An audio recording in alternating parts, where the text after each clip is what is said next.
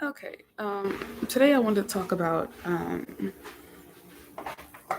some new insights that I've just had about gang stalking, narcissistic abuse, and that whole gamut. Um, but first, I want to ask: have you ever seen the movie Saw? When I was a little girl, I have a twin, and my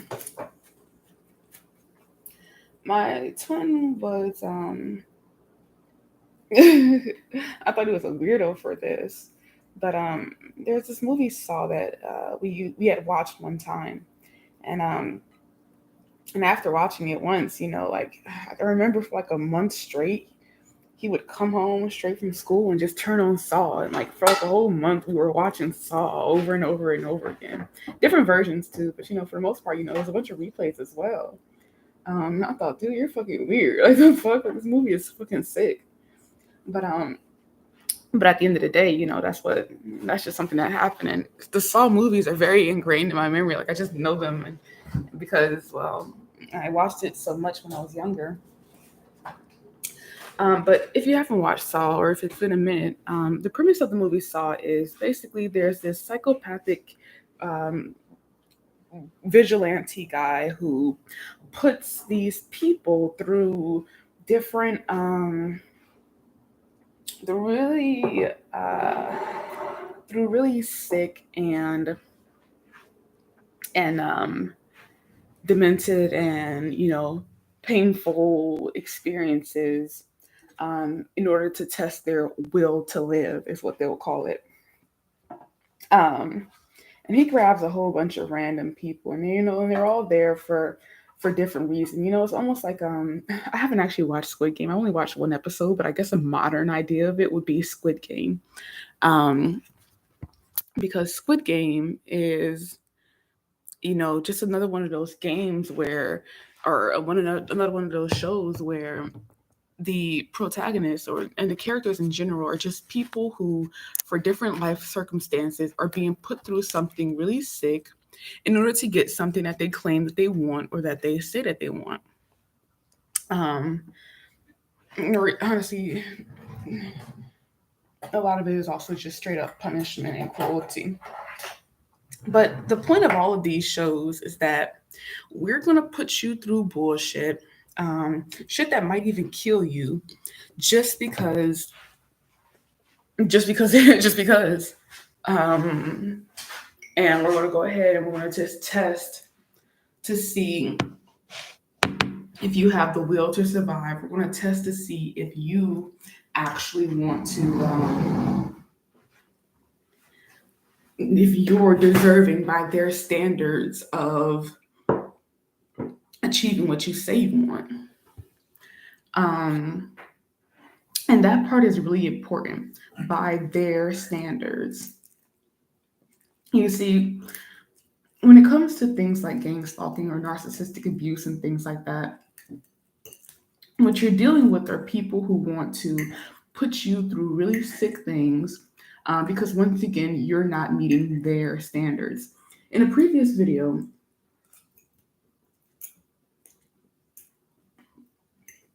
I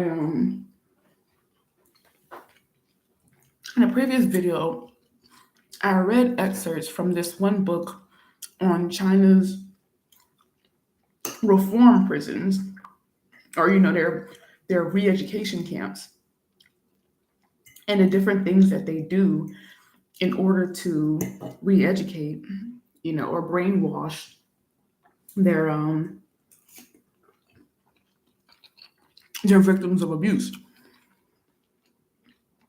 Now, the reason why I read that book was because of the fact that these these gang stalkers, the methods that they use is so similar to the methods that are used in the methods that are used in the gang stalking. It's kind of like gang stalking is the Western world's version of re-education camps. In China, they're very overt with it. They're very they're just very their abuse is very front and center. But that's not how white people work. That's not how the West, which is controlled by Caucasians, work. That's not how that's not how they work. They like to do all of their dirt in the dark. They like to have everything obfuscated with language, everything obfuscated with bureaucracy, everything obfuscated with a mask, with false authenticity, uh, with with promises to bring freedom. Everything in the West, everything white people do is always obfuscated.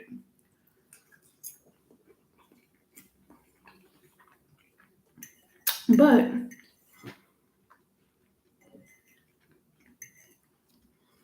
something I just wanted to point out about that was just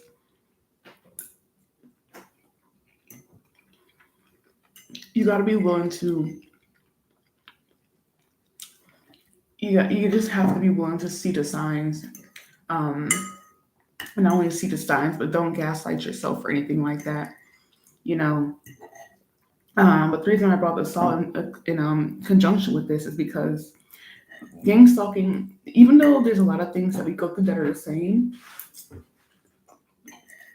the details of it, you know, the details are what is the details are the things that are kind of that become very personal. You know, just like how in Saw, all these different people were playing the same game.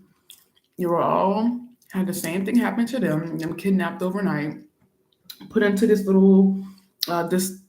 fucking sick ass game, and they were all having their will to live tested. But um, but the thing is, they were all going through personal challenges, personal things that he would know personal details about their lives and stuff like that, and he would use that in order to either manipulate them or to his some of his challenges would be related to those really personal things. um, and this is what they do. They sit there and they look at these personal details in your life, and they try to use them as excuses or as reasons to as just things they use in order to weaponize against you. This is what they do. They do it all to weaponize it against you. um like for instance, a lot of us, we have experiences where these gang stalkers, they'll say things that like personally no stranger should know. They're personal details about your life that no stranger should know. um and they're saying these things, and I always talk about the whole technology aspect of things, because you guys, like, there's technology for people to be able to see through your walls. Like, that's a very, like, you could purchase that. It's something that builders use in order to just in order to, whenever they're doing some work. Not all builders, but it's actually kind of a little bit new, but not really. But if you wanted to, drill this or do that, you can take this tool and just, you can see very nice and clearly through the wall. It's probably really low quality just for the builders. Like, it's just enough to see what they need to see. But for I'm pretty sure when it comes to military grade items, I'm pretty sure that you can get a very clear, concise picture of what's going on and what you can see through the walls. Like, these people are fucking, like, they never give civilians technology that's on par with, with what the military has. They'll never do that. Um, in addition to that, there's just so much. What is the word? Social engineering. That's another thing. And this is the reason why I struggle so hard with this is the reason why so many people, including myself, struggle so hard with seeing this as a form of spiritual warfare. Because personally, there's just too many, real world explanations for what's going on. But there are those instances where there aren't any. Um, in those instances, that's where, and even if there are real world things that are happening, like something that I've just come to just, accept as well, is just that, uh, these demonic entities, they work through people, they work with the world, and a lot of that shit you see in Hollywood, like a lot of it is make believe. These demonic entities, the Bible, it's all metaphors. All that shit is metaphors. Um, and yeah, and it's metaphors to use to describe what's happening in real life. And sometimes you exaggerate things when you're using metaphors, but at the end of the day, it's still a metaphor. Me likening narcissistic abuse and gang stalking to a Saw movie, that is extreme. Well, in some instances, it's an extreme exaggeration. We weren't actually kidnapped and put into a facility where we had to, have our limbs chopped off, our eyes plucked out, and all this other shit just to survive. Um, no, but we're still are individuals who are targeted um, for nefarious reasons in order to teach us some kind of lesson. That's what it really comes down to. In order to sit there and put us through bullshit just because. And this is something that just happens because of and once again, I say this every video and I'll say it this video, it's nothing you did in order to be put through this. It says everything about them. You're dealing with a bunch of sick, demented people who have literally no lives.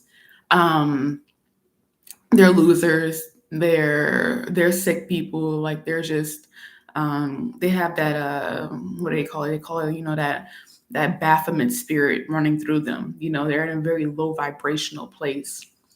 Um, and these people are just sick. Like they're really just sick.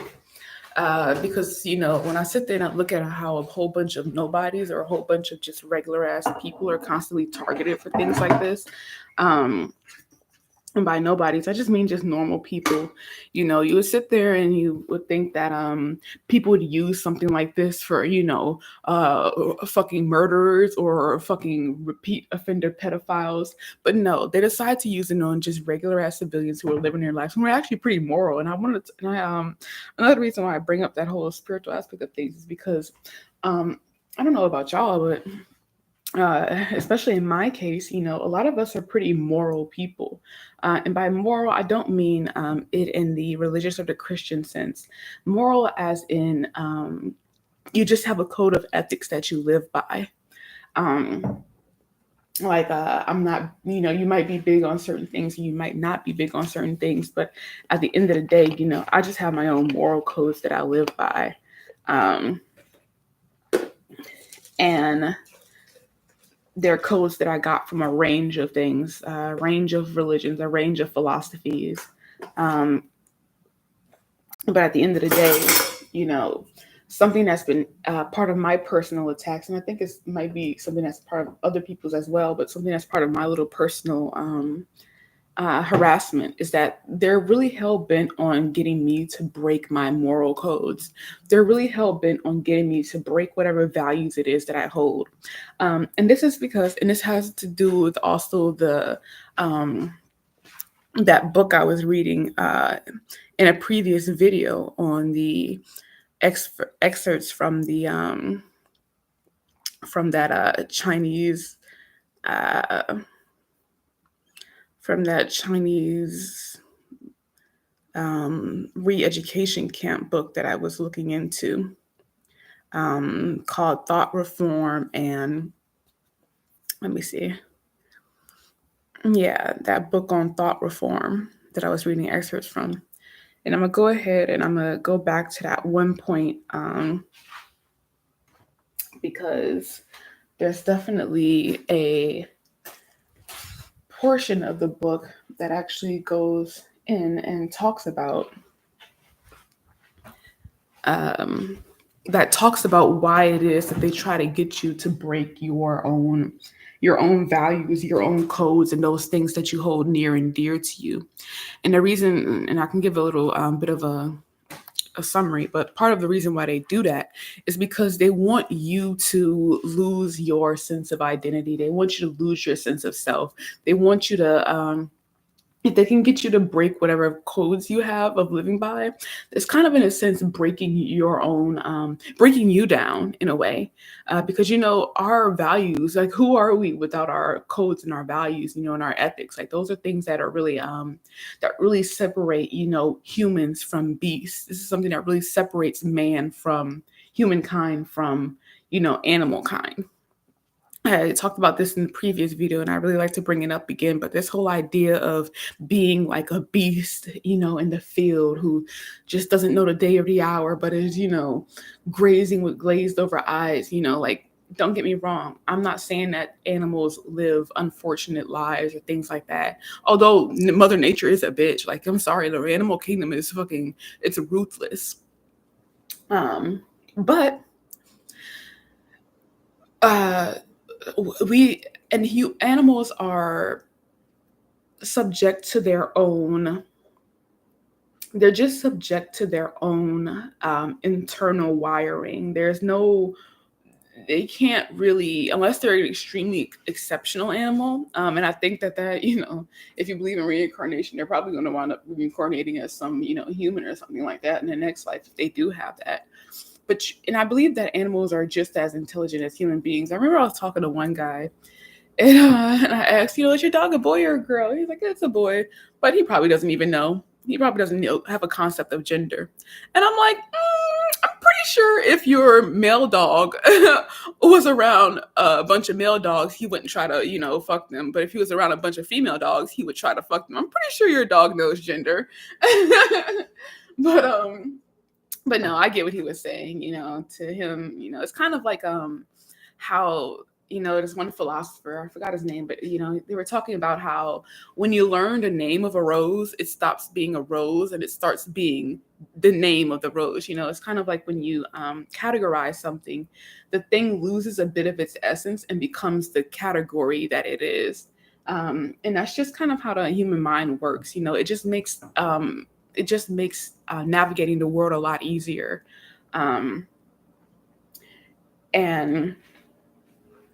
And yeah, it's just a way, tool that we use in order to help navigate the world. I don't think that categorization is necessarily bad or anything like that, though.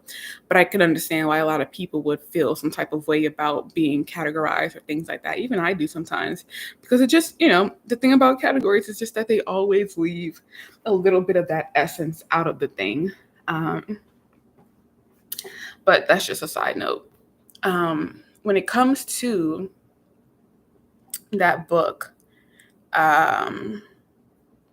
yes, that book, and how it is about making you, just kind of forcing you into being just different from, or just forcing you to get rid of whatever codes it is that you had. Because when they can get you to do that, when they can get you to, to to break your values, then they've ultimately broken you down. I want to go to that part in the book.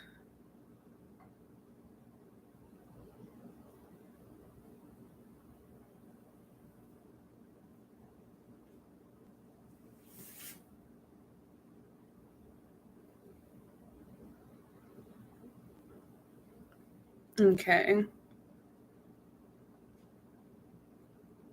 Okay, here we go. I believe a section of the book, I have it on Library Genesis, and I downloaded Frida in order to, FREDA, Frida, in order to read it. But here he goes. Re-education, logical dishonoring. It's part 8 of, it's just page 62 in my little reader.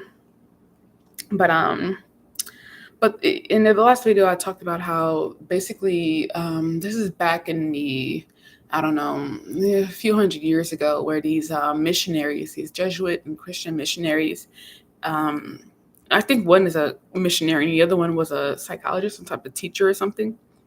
But anyways, these people were put in this re-education camp because one of them, was caught trying to spread Catholicism, and the other one, I forget why, but and they were, they were constantly being told that they must know each other and that they're working together and all this other bullshit. But basically, they were both putting in a re-education camp, and part of the exercises that they were put through in that re-education camp was what they call a what they call logical dishonoring. Now, for logical dishonoring, they said it was no longer enough to admit guilt and to feel guilty or even to recognize specific guilty actions.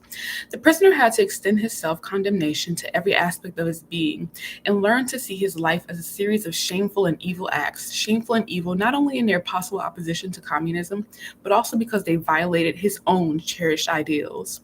Yes, they want you to view yourself as evil and as guilty because you violate your own cherished ideals. Basically, they're trying to say you're a fucking hypocrite, or what you believe in isn't even what you really believe in. So why do you even believe in it? It's all a bunch of a form of psychological manipulation. Like, say for example, if you're a feminist and maybe despite being a feminist, and not being cool in the feminist manifesto to constantly play up your sexuality or to put on makeup and things like that. If you are a girl who considers yourself a feminist, but you wear makeup and you play up your sexuality, it's kind of like a form of psychological abuse or manipulation. Or I say it's more so a manipulation, but in tandem with a whole bunch of other things that can be abusive, is to sit there and say that that girl or that woman isn't a real feminist. And this is a fallacy, first of all. A fallacy because I wouldn't even call it a fallacy, but it's basically it's a fucking farce. It's just something to discredit a believer because they aren't perfect. But here's the thing: no one's perfect. No one lives through any values perfectly. And not only that, but this person, it actually is a logical fallacy. I just forgot the which one in particular. But just because someone isn't living up to just because someone isn't living up to the values necessarily that describes a movement, that doesn't mean that the movement isn't valid. It also doesn't mean that that person isn't part of the movement. It's just, um, you know, it's just, being human, and that's another thing, I talked about before. These gang stalkers, these harassers, these abusers, they're really intent on making you feel shameful for being human. Um, and they're really intent on redefining human too. Because what it means to be human is just to, at least in my personal opinion, once again, it just goes back to that ability to, fight against your natural instincts, to decide to be more than, you know, to just be a bit more, to be communal, to just be a bit more in when it's healthy though, because a lot of times people sit there and look at you like you're weird for wanting to not, like something for me, for instance, like I don't really, talk to that many people that much. And part of why I don't do it is because of what I'm experiencing now. It's because people are fucking weird. Like people are literally broken.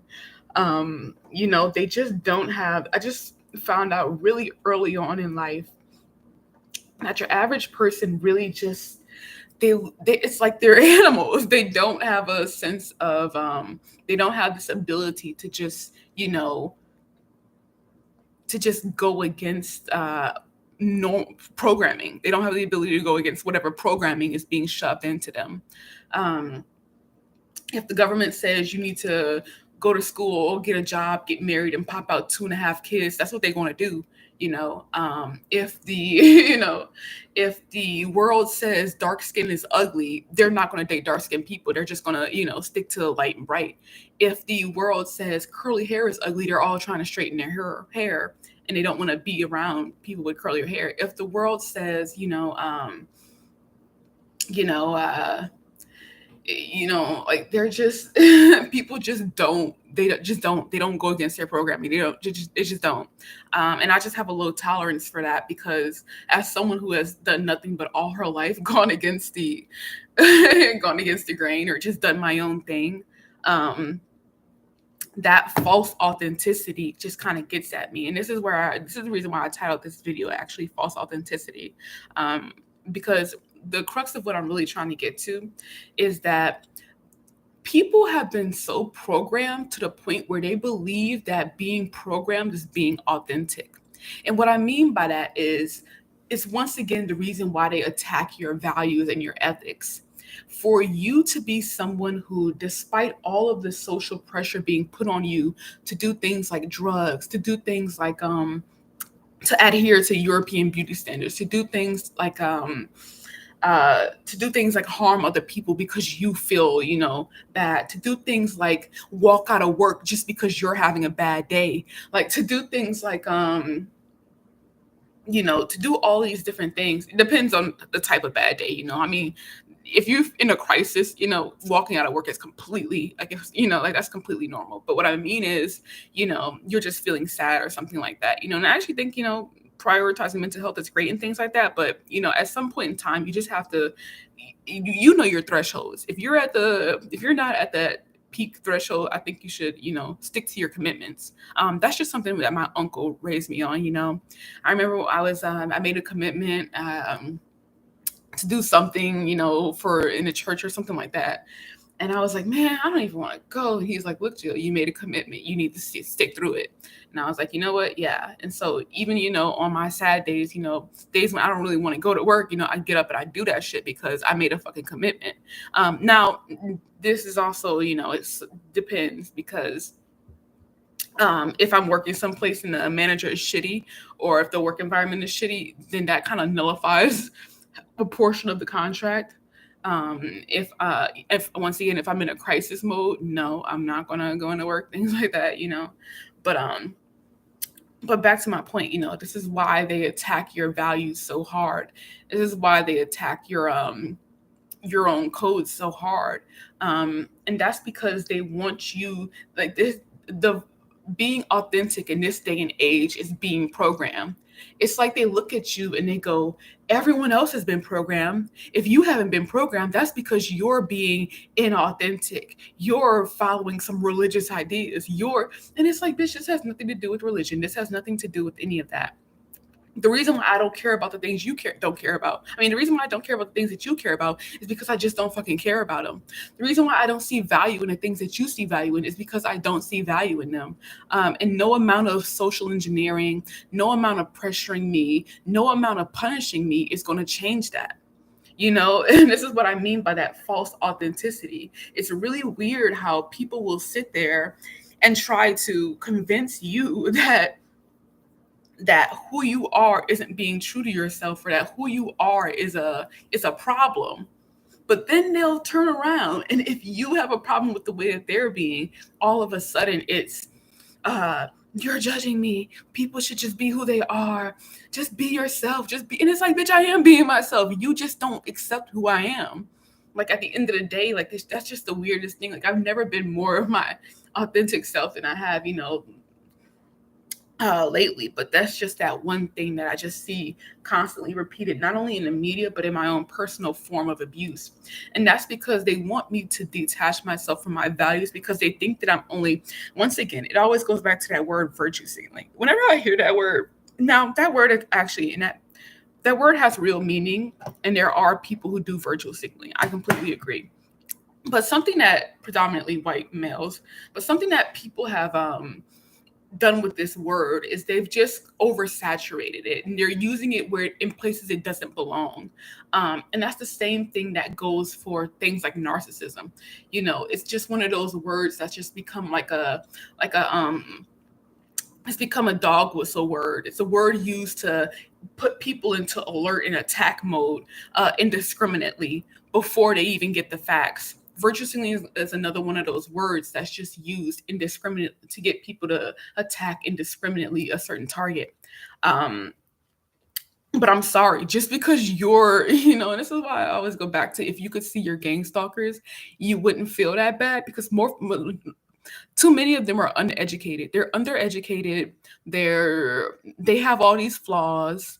Um, and they feel threatened by the fact that you're educated and you have fewer flaws, quote unquote flaws, than they do. And honestly, at the end of the day, it just goes back to just them feeling, they just feel, what's the word I'm looking for? They just feel threatened by you because they feel insecure in whatever identity it is that they've ascribed to themselves. It's so funny how my abuser, and honestly, that's the hallmark of narcissistic abuse. It's you being, narcissistic abusers will sit there and say that you have something, but that they actually have. I actually have a pretty secure identity, but they they want to sit there and try to tell me that I don't. I have my own values and ethics and codes, and they want to sit there and tell me that I don't actually have those. I have those because someone else put them in me. When in reality, they are the ones that are behaving the way that they're behaving because they allow themselves to be programmed by this world far sooner than I was, Um, Once again, it just goes back to just this whole, it's just the hallmark of narcissistic abuse and narcissism. But I prefer using the term agent of chaos because I don't believe that majority of these people lack empathy. I don't believe that majority of these people are narcissists. I think they're just sick. They're agents of chaos. They've been it's like, sleeper cells. They're just people who are, going about their day. They have empathy. They have their good days. They have their bad days. They cry. They do all that other human shit. They just they're just organizing themselves to look stronger than what they really are. But they're actually a bunch of undereducated nobodies, lames that are obsessed with you because they don't have a life to obsess over for themselves. And I always talk about, or in my previous video, I talked about that whole idea of control and them needing to have control over you in your life. Quite possibly because they regret not having. They just regret the fact that they didn't have more, they didn't do something with their lives. Like they look at you and they see you in all your youth and in all your, in all your potential. And they want to control that because it's it's over for them. And another thing, like I always consider that kind of weird because it's like I don't care what age you are. If you decide to do something, you can do it. All my life, I've never really subscribed to this idea of I need to do this by this age. I give myself time frames because that's just what you do. Because if you don't, there's a good possibility you might not ever get something done. So I give myself time frames and things like that to get tasks done because time frames are important. You can't just put shit off for 20 years. Like I mean you can, but it's kind of a waste of time. But at the end of the day, like deep down inside, like I don't actually subscribe to this idea of I need to have XYZ by this age or this time. I just don't. Because one, I just know how life works. And this is something I discovered a long time ago as a teenager. Like this is the reason why I didn't go to college right after high school. I was like, I could wait. It's okay. Like, I don't need this immediately. What I need is to, secure some other things first. Not only that, but I'm a voracious reader. I love learning on my own, things like that. Of course, through the past few years of dealing with narcissistic abuse and gang stalking and being targeted and people trying to turn me into an agent of chaos, I haven't had that much time to do things like reading and studying and all that other stuff because the form of abuse that they put you through, it kind of destabilizes you and dysregulates your nervous system. And that makes you just want to sit there and lick your wounds. Once again, it's to put you in this childlike state of dependency and needing some type of needing someone to sit there and spoon feed you and coddle you and all this other shit because you're feeling so worn down and drugged, just so worn down by life and all the many battles that they constantly put you through. But at the end of the day, there's a choice in all of this. And I know it feels like there isn't because you're constantly being harassed and targeted by these no lives. But there, at the end of the day, there is some type of choice in all of this. And quite frankly, I just choose to not be programmed. It's just not going to happen. I have my own values. I have my own ethics. I have my own reasons why I do what I do, and I'm going to always stick to those. And it's just, Yeah, it's just dealing with people who don't know the value of discipline, dealing with people who sit there and, or if they do know the value of discipline, they think that they can sit there and treat you like some child that needs to be molded by the harshness of life in order to get shit. And it's just like, bitch, this ain't the 1800s. I don't need that shit. I'm not a genius, but responding to reason is what I do. I don't respond to punishment. I never did, even as a small child. Something that, and I think that's part of the reason why part of the reason why I'm also going through this. Like I have aunties that they work with the government and things like that. Not only have they work with the government, but then again, another auntie that doesn't really like me. And she's, she has her own network. And a lot of my harassers and abusers have been a bunch of old farts. Once again, and that just goes back to the whole idea of them having no lives, because older people, they really just don't have lives. So they're obsessed with the youth, in a negative way, unfortunately, because this is the hallmark of a broken society, where the older people in a generation want to use their power to punch down on the younger ones. Which is the reason why I use such ageist terms, because it's like if you get that old and your idea of the legacy you want to leave behind is punching down on a youth or trying to sit there and push someone to the point of suicide, or drive people insane. If this is what you want to do in your old age, you don't deserve the respect that comes with age. You don't deserve you don't deserve any of that. Because you're a shitty person trying to destroy this country and trying to destroy this world. So yeah, and I'll never be like you. And I find solace in that every day. Something that really, if you're ever struggling with, feeling bad about what you're going through, like just take solace in the fact that you are not them. And no matter how bad they try to make you feel, at the end of the day, trust me, they feel a million times worse. And the reason they feel so bad is because no one who is happy with themselves is going around trying to destroy the lives of other people. No one, I guarantee it. Like even on my worst day, I don't think about destroying other people. Like I don't care. Like at the end of the day, you're dealing with people who, these people, they're, like I said, they just have no fucking lives. They really don't. They're just not okay. They're not okay. And as bad as they want you to feel, I guarantee you they feel a million times worse. This is the reason why they do all that social engineering and shit like that. Like they're like that kid who read a comic book and they think that they're being like these vigilante superheroes who are going around, I'm prompting people to do things, and look at that. Look at I can just imagine them having a meeting. The Gang Stalkers Association. Look, you guys, we did it again. We had 12 suicides, but they were the weak ones. But we had 2 people convert into, civilians who are actually doing something with their lives. And that's more than last week, which was only 1 person. Can I get a round of applause? Yeah.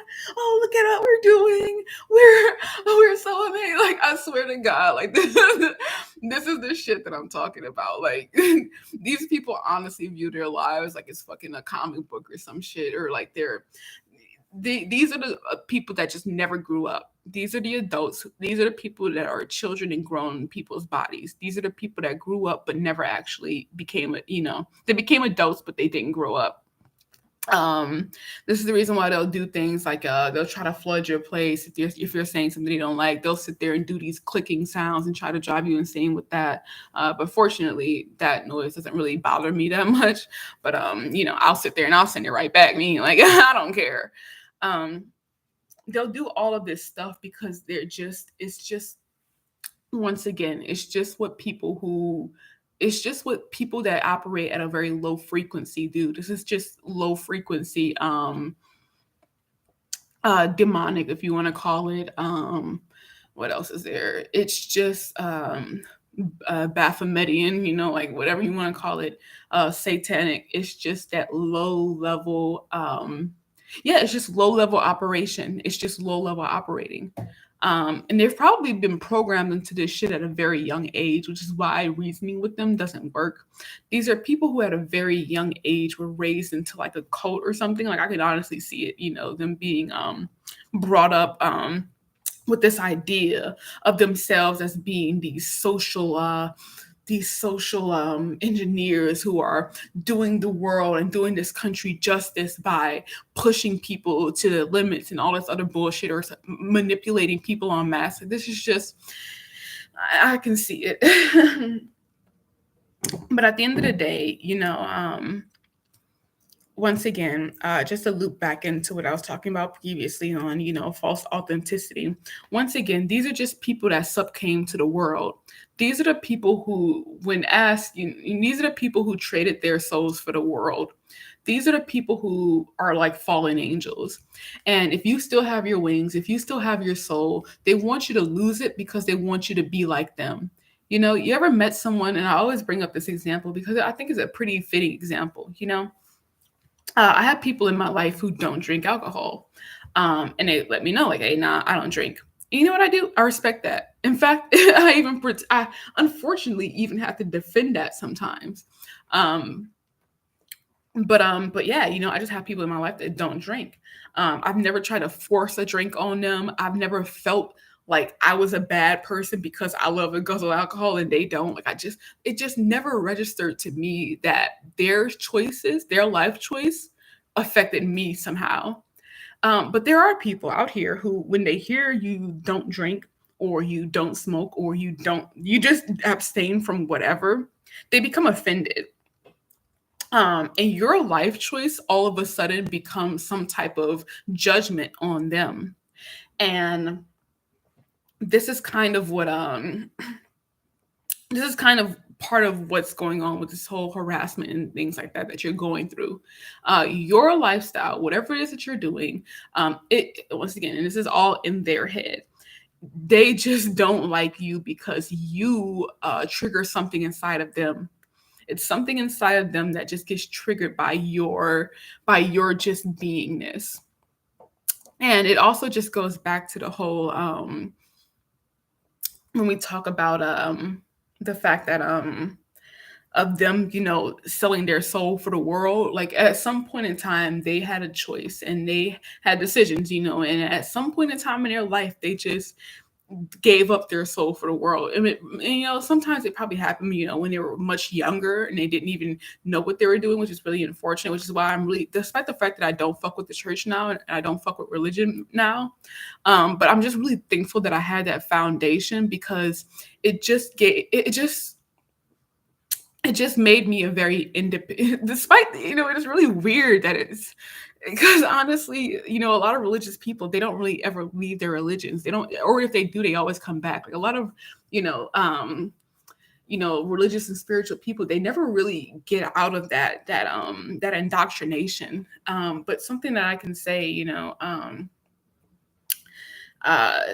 so it's kind of weird that being brought up religious kind of made me independent. And I think the reason it did that is because despite the fact that I was brought up religious, I was for a very large portion of my life, I was around people who lacked any type of discipline, that whether that's physical discipline or spiritual discipline or, just any type of discipline. I grew up around a lot of that.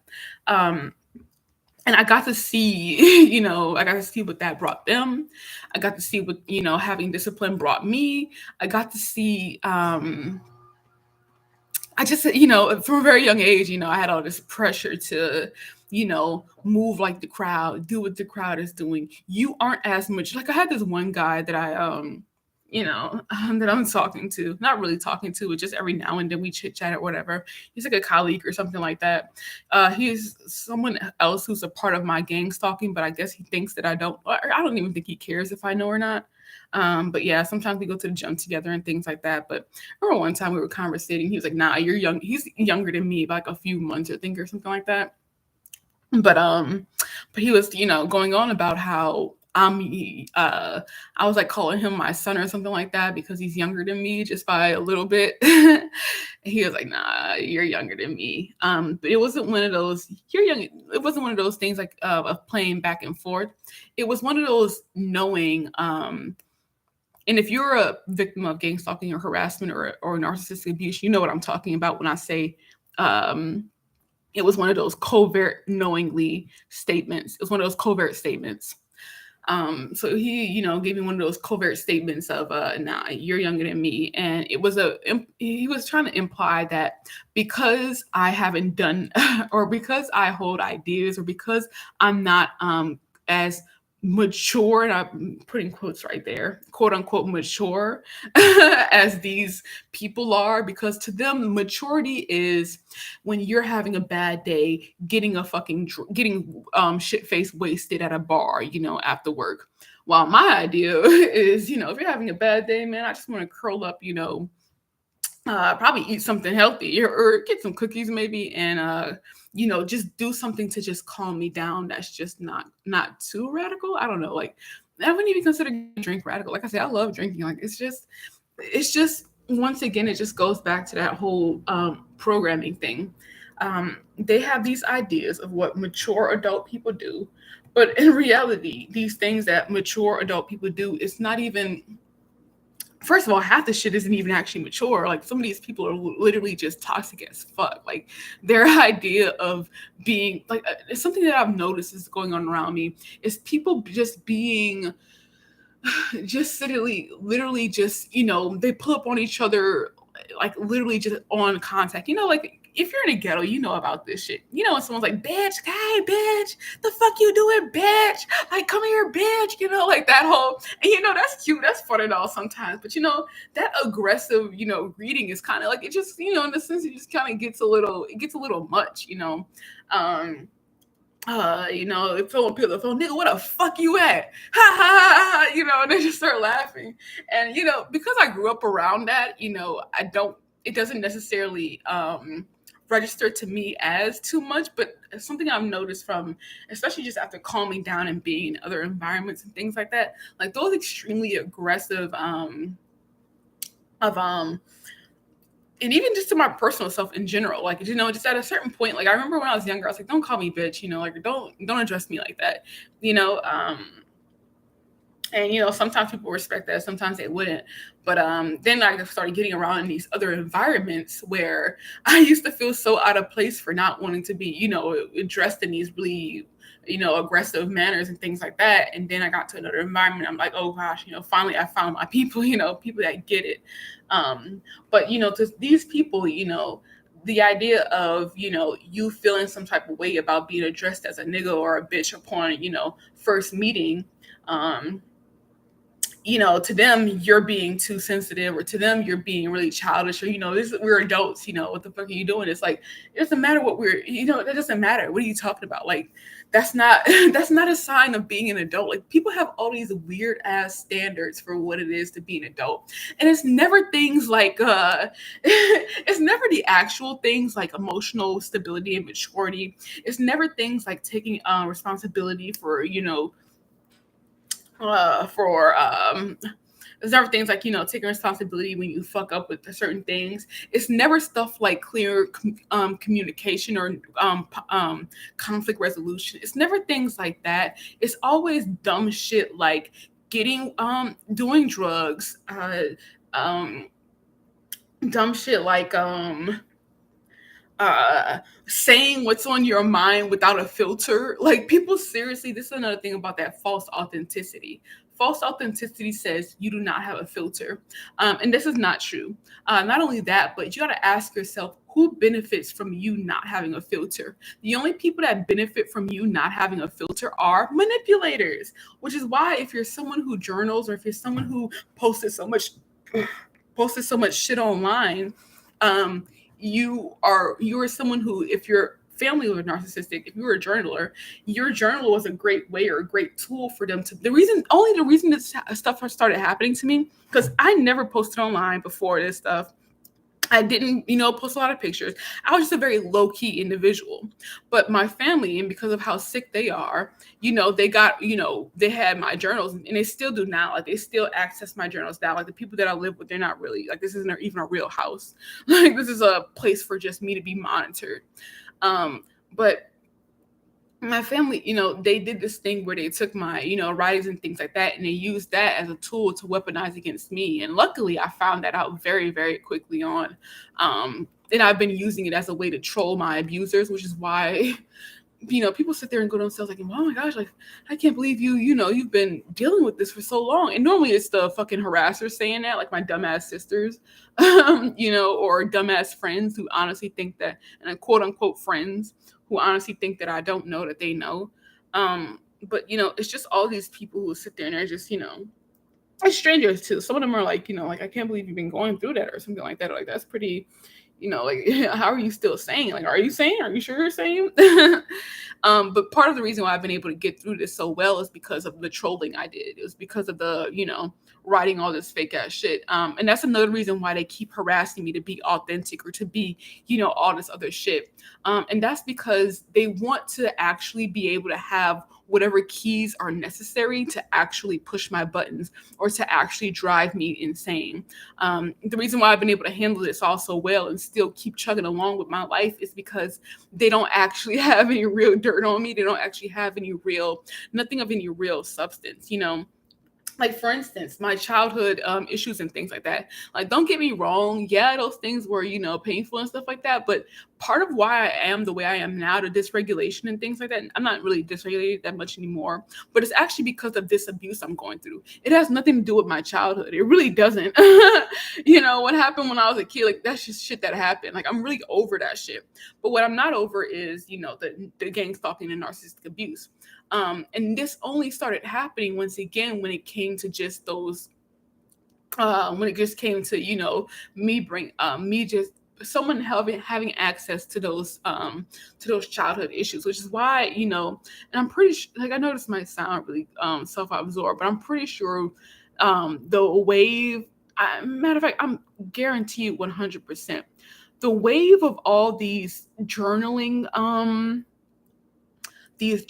channels and all these psychiatrists talking about journaling and all this shit, that happened because of me.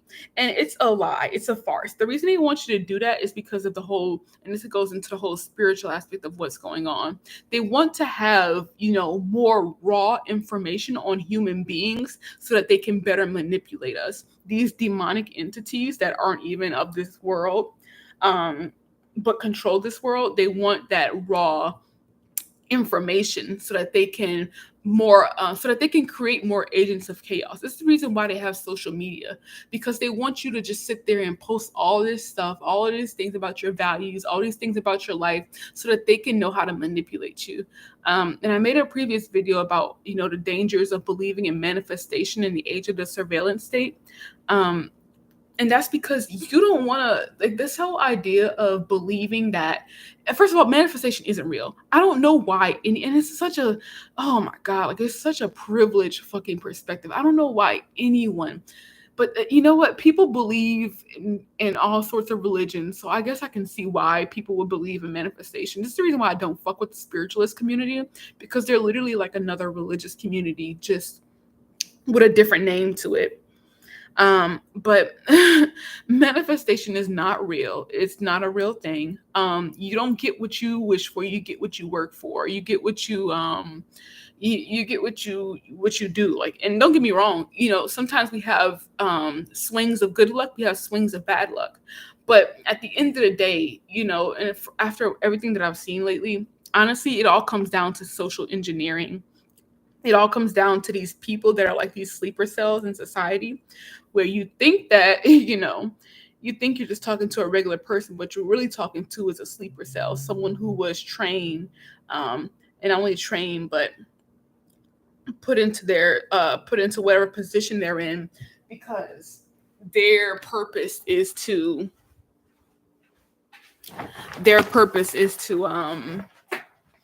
keep an eye on who might look like a troublemaker, who might look like they need to be the next target of narcissistic abuse and things like that. Um but but yeah, that's just one of those things. And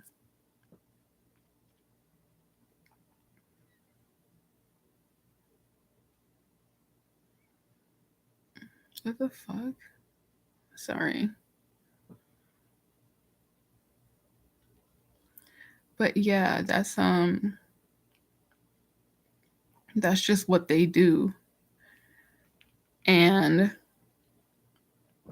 yeah, it's just you're just gonna need to just be very aware of the fact that, you know, and especially now, part of all of this, the pandemic and things that are going on, I strongly believe that a lot of it has to do with the fact that they're trying to destabilize all the industries so that they can put more agents into these industries. And what I mean by that is once everything really starts to open back up again, you're going to have institutions that are filled, and I mean filled with people that are just these agents. They're not actually real human beings. They're not actually real workers. They're nothing but a whole bunch of agents. The educational institution, and I really like. I'm definitely going to get into homeschooling my children after everything I've seen and been through. Definitely going to homeschool my kids. 'Cause first of all, I know I could do a better job, and then secondly, I know the fact that these um, this whole pandemic is just a way for people in positions of power and people with the social capital. They can put more agents in these institutions, in these schools, in these offices, in these, like, that's what it's for. Um, they just want to increase their monitoring. This is all about, they're just ready to increase their monitoring, increase the social engineering. This is the reason why there's so many people who are, and they have these, social media influencers, um, and their job is to sit there and make manifestation a thing to really make it mainstream. And that's also part of why McDonald's is coming out with its, tarot card, Happy Meals. That's just to brainwash children once again into believing what the spiritualists believe. And that's because if you can get people to believe in manifestation and all this other spirituality woo-ha, if you can get them to believe in that, when you have a surveillance state, a very covert surveillance state um where people are constantly making all these things happen, constantly socially engineering your environment. Whenever you say something bad, they flood your house, or something that they, not bad, but something that they disagree with, and they flood your house. Whenever you're doing something and they disagree with it, and they start tapping on your windows. Whenever you do something that they disagree with, and they start isolating you, and then they and if you do something they agree with, then they start flooding you with attention. This is all part of the social engineering. And this is all, and you're not going to be able to see it if you believe in bullshit like manifestation. It's the same thing with believing in, not demons, because, like these people really, like I can get, it's all a metaphor, believing metaphorically in demons is cool. But this is also why,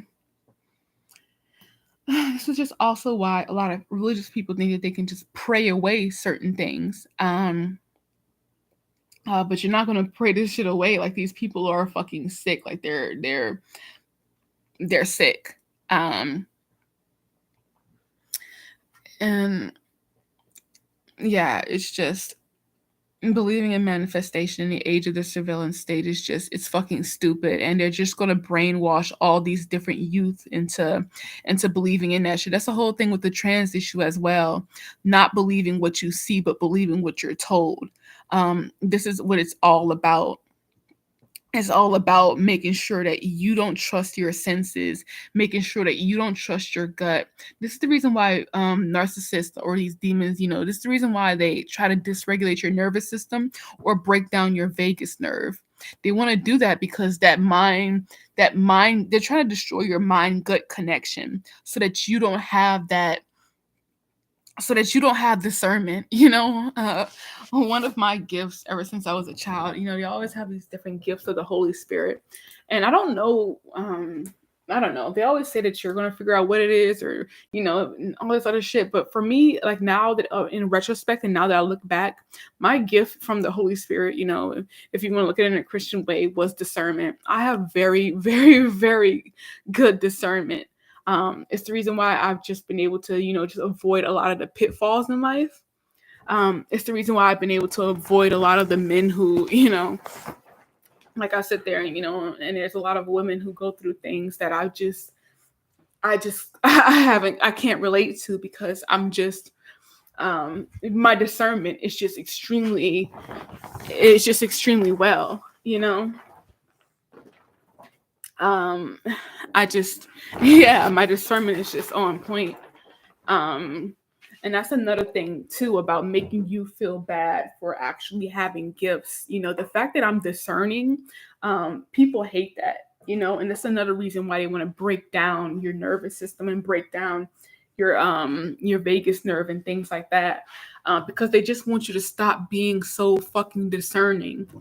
And even if they want to do something good for you, because this is also part of, like, I know a lot of people talk really negatively about their harassers and their gang stalkers and things like that, but mine have actually, like, it's almost as if, like, sometimes I struggle with relating too much to the game stalking community, because a lot of the times, it's like these people are trying to push me to do the things that I say that I want to do. Like, they're trying to push me into, you want to start a business, then fucking do it. Like, let me limit your access to this, that, and the third. You say you want to get into tech, but it's not from a place of care, it's not from a place of love. I know that a lot of the times what they're doing it because they want to put me in a more vulnerable position. Being an entrepreneur would be extremely vulnerable, would make me extremely vulnerable right now. And what they would do is they would sit there and make me successful for like a month or two or a month or six.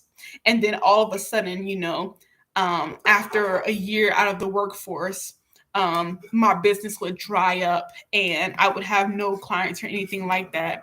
And I would be, once again, out of a job, out of income, out of all this shit. And I took on a really big risk, like starting a business without having a safety net, which is why I will never become an entrepreneur before I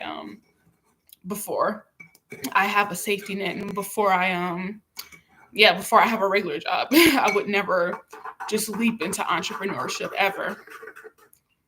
Leap into another job, sure. Leap into entrepreneurship, never.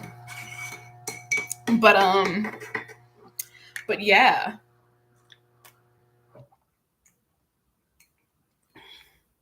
But this is just what they do though. They do a lot of social engineering. Um but just like how Saul thought he was doing some type of good by showing people, see, you actually do want to live. See, look at your will to live, your will. Like, just like how Saul thought he was helping the people that he was putting in that really sick game, your gang stalkers, your harassers, they can be really sick in that way too. They can honestly think that they're helping you by putting you in this really sick, psychologically abusive game. They think that they're actually doing some positive. They think that and probably because someone responded positively to it. And just like how they can try to get you used to certain things, gang stalkers are training themselves. Like, these people are the ultimate lap dogs. Like, they're trained too, and they're trained to sit there and believe that these one or two positive occurrences, or maybe even hundreds of positive occurrences, somehow are a way of saying that what they're doing is good or what they're doing works. When in reality, just because you get people to do what you want them to do, it doesn't mean that you're using an ethical or a positive, catalyst um, in order to inspire that action. You can still be doing something really shitty and disgusting in order to get, the results you want. And that's what dictatorships do. That's what authoritarian regimes do. That's what that's what fucking China does.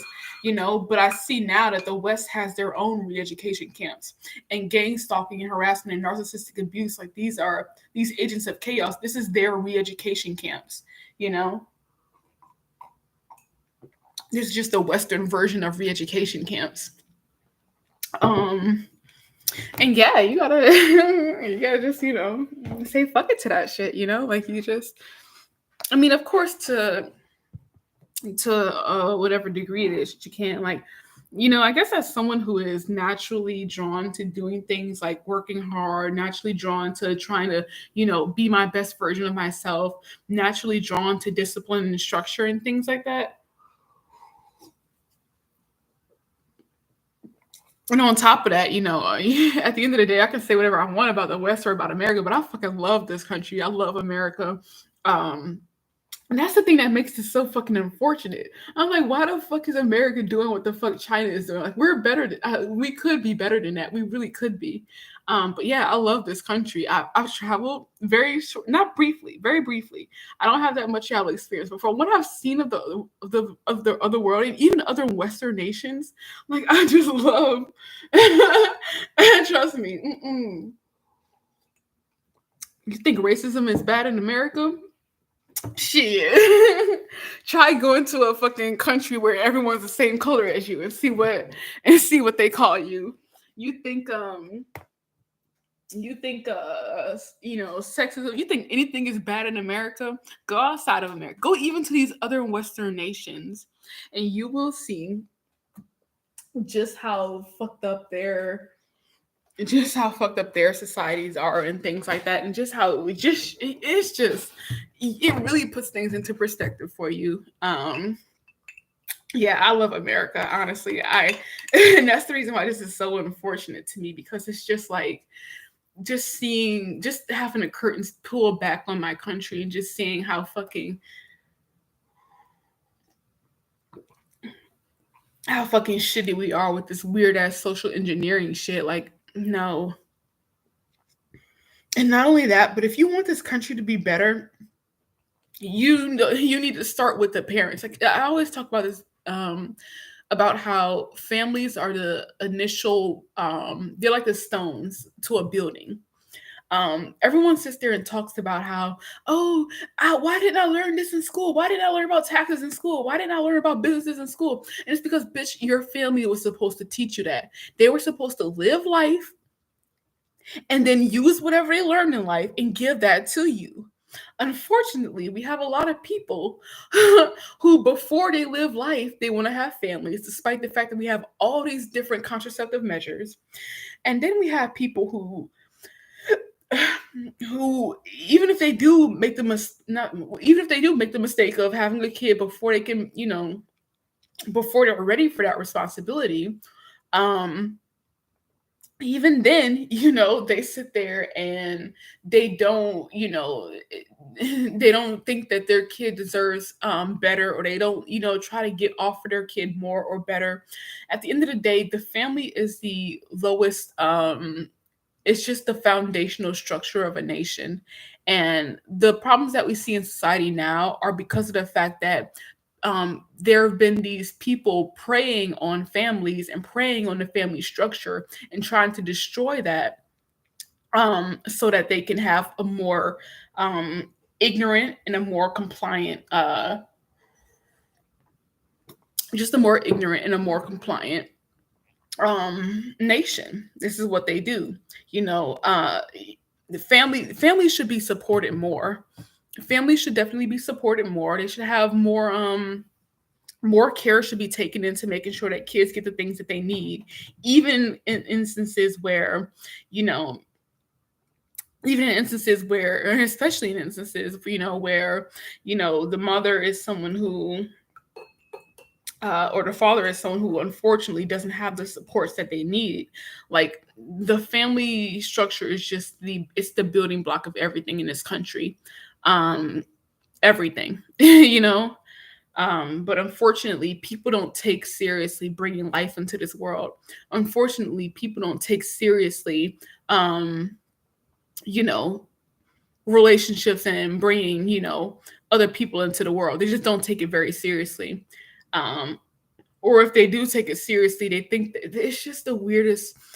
I don't understand. If you take, being a wife or a husband so seriously, why wouldn't you take being that's the thing. That's what it is. People care more about being wives and husbands than they do about, being moms or dads. Like, they just care more about that.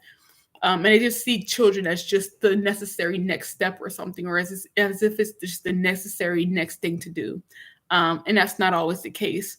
Not only is it not always the case, but it's just not true.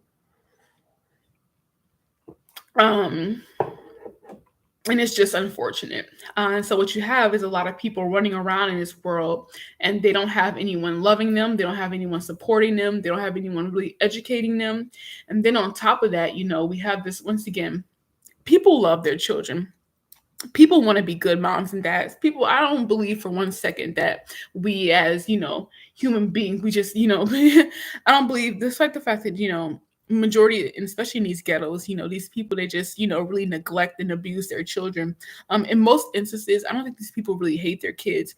They're just a product of, once again, just this top down predatory just this top down predatory abuse of the family. Like, people have been trying to destroy the family structure for I don't know how long. And the family structure doesn't mean man and woman. A family just means adults taking care of children. You know,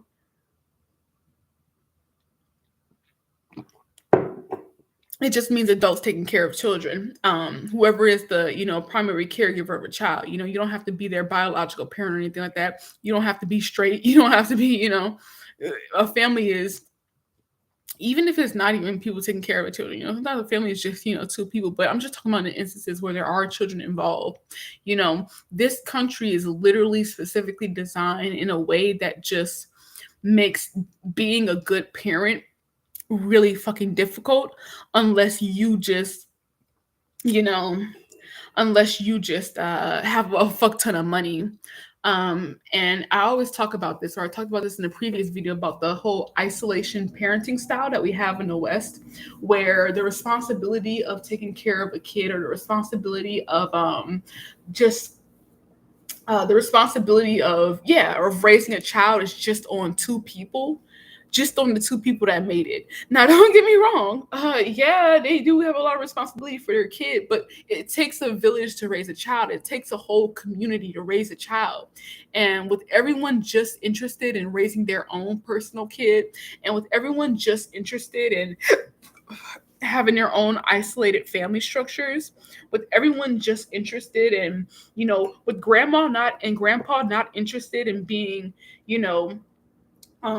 grandma and grandpa, they're not interested in, helping out with the kids and things like that. Like that, just all these things come into all these things come together to just make parenting more difficult than it should be. And it puts a lot of pressure on two individuals. And not and once again, it's not like you can live off the income of one person unless they have an extremely unless they're in this, really minority percentage of the population. Yeah, it just makes parenting practically, and being a good parent practically, it just makes it really extremely difficult in ways that it really shouldn't be. But at some point in time, you just have to look at what it shit is and just make decisions. Like at some point in time, you just have to, you know, see what's going on and just decide against it. And that's the problem with, people who are impoverished, or people who are at lower levels of society. It's like they just don't ever want to work together. And I can completely understand it in many instances, because in these impoverished communities, like there's just a lot of trauma. Like for instance, me and my family, like I would never work with my family, because they're narcissistic as fuck and they're abusive as fuck. And I know that what I'm going through is because of them. I know that what I'm going through is because of their sickness, and them trying to make me as sick as them. So when you have people that are they're just too far gone, they're too traumatized, they're too toxic, um, working with them would require you to just go through so many different forms of abuse. In those instances, cut your losses and make your own family. Cut your losses and move somewhere else. Cut your losses and do something else. You definitely don't want to, yeah, you just don't want to tie yourself to, or yeah, you don't want to cooperate or tie yourself to people that are as sick as, as the ones putting you through narcissistic abuse and things like that. But if you have a decent family where the only shortcoming, and I have quotes for that, the only flaw, quote unquote flaw, is that y'all are poor, but you have a loving family that's supportive or things like that, like it would really benefit you guys to just all work together. And not only just with yourselves as a family, but even if you can get your neighbors involved. Um, what they're trying to do in this world is they're trying to isolate you to, almost as if you're just a single person. Because when you're a single person, what do you turn to? You turn to the internet. And what does the internet filled with? The internet is filled with actors. They're like literally, they have people out here. I always bring up this example because this is now just what's popping or whatever in the black techosphere and things like that. But you literally have guys out here. They don't own property. They don't even make six figures. They don't have a business. They ain't got shit. But they are so worried about some girl coming in and taking them for everything they have or just dating them for their money. And it's like, bitch, you don't have money. They're literally making just as much as you, if not less. And they swear to God you want them for their money. They don't have nothing. They have no assets. They have nothing. They fill out a fucking W-2. Their tax bracket is the same as yours. And they swear to God you're out there for their money. And it's like, bitch, you don't have anything. You don't have anything. But that's the thing about the internet. It literally makes people believe that they're living lives that they aren't even really living. And it's the same thing with but that's honestly, it's mostly to radicalize young males. The internet is a space for radicalization of young males. This is the reason why we have all these mass shootings. There are people who are trying to socially, first of all, isolate certain individuals. And I already made a video on what makes you a great target for gang stalking.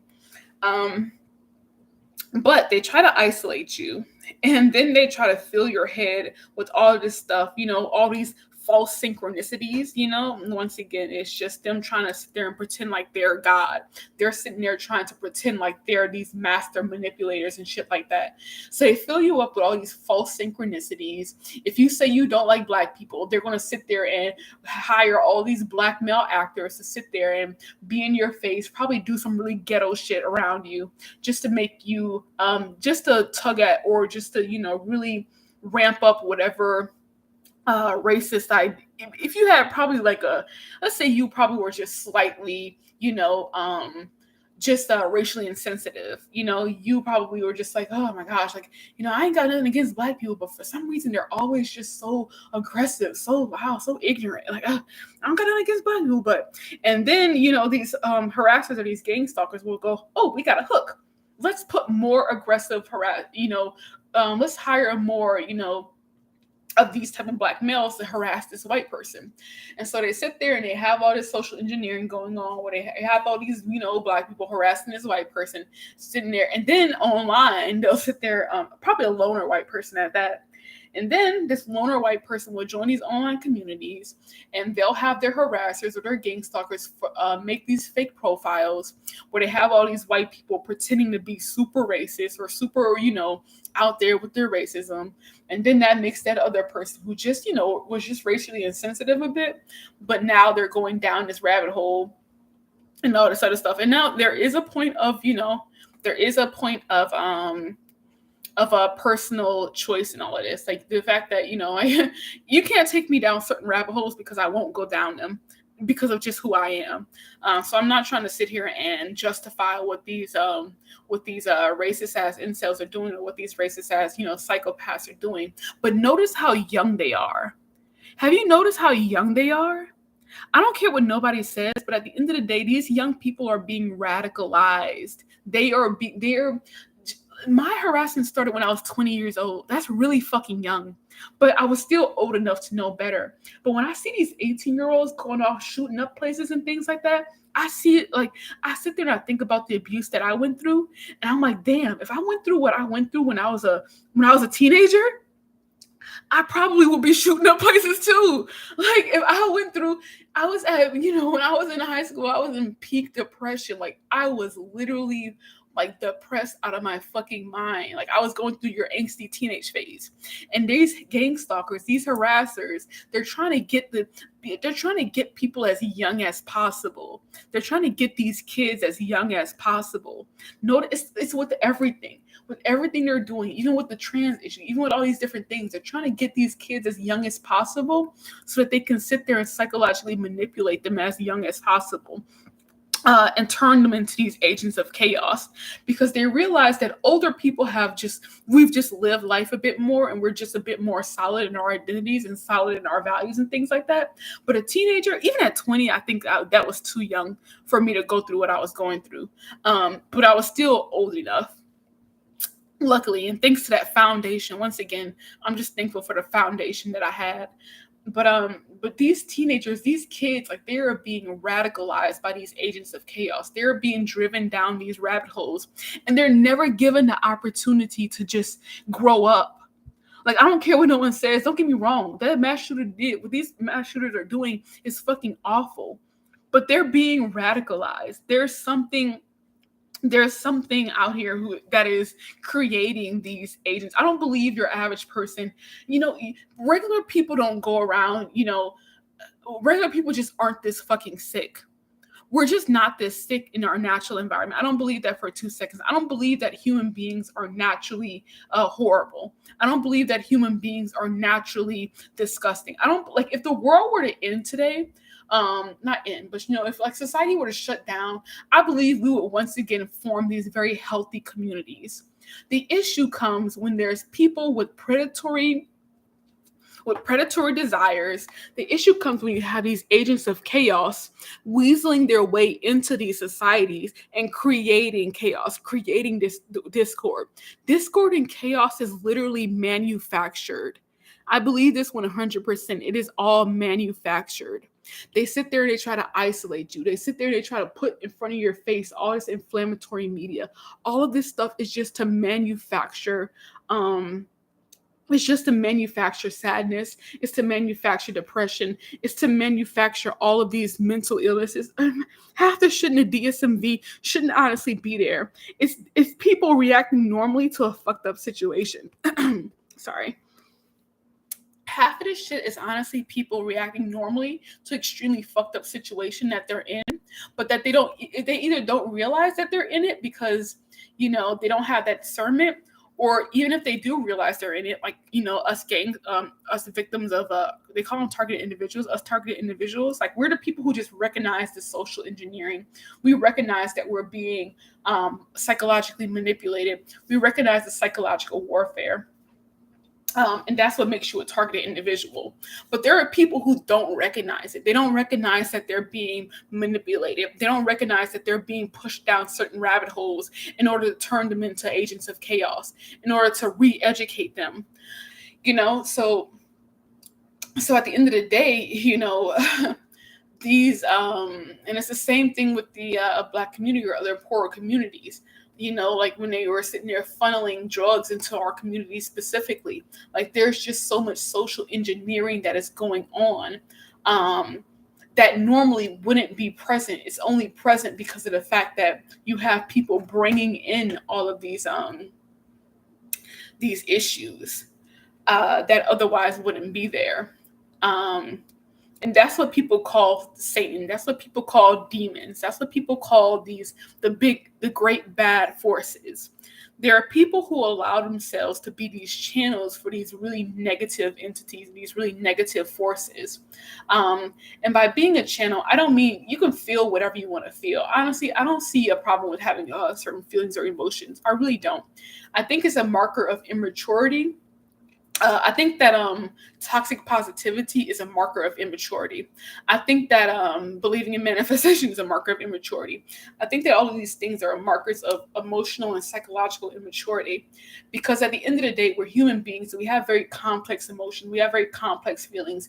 And this world tries to demonize those complex feelings and emotions because they want to demonize you being an adult. They want to demonize reason. They want to demonize critical thinking. Because people who grow up and become adults, people who grow up and reason, people who critically think aren't easy to control. And that's just that on that. But but yeah, that's just what this is. It's all it's just all this weird social engineering done by people trying to get you to trade your soul, trying to get you to trade your reasoning, trying to get you to trade your spirits of the holy, your gifts of the Holy Spirit, like discernment, discipline, love, kindness, trying to get you to trade all of that for whatever worldly gifts they're trying to give you. If you trade your discernment and allow me to manipulate you, I'll give you what you want. I'll give you the job you want. I'll give you the love you want. I'll give you all these things you want if you just allow me to be able to manipulate you and control you.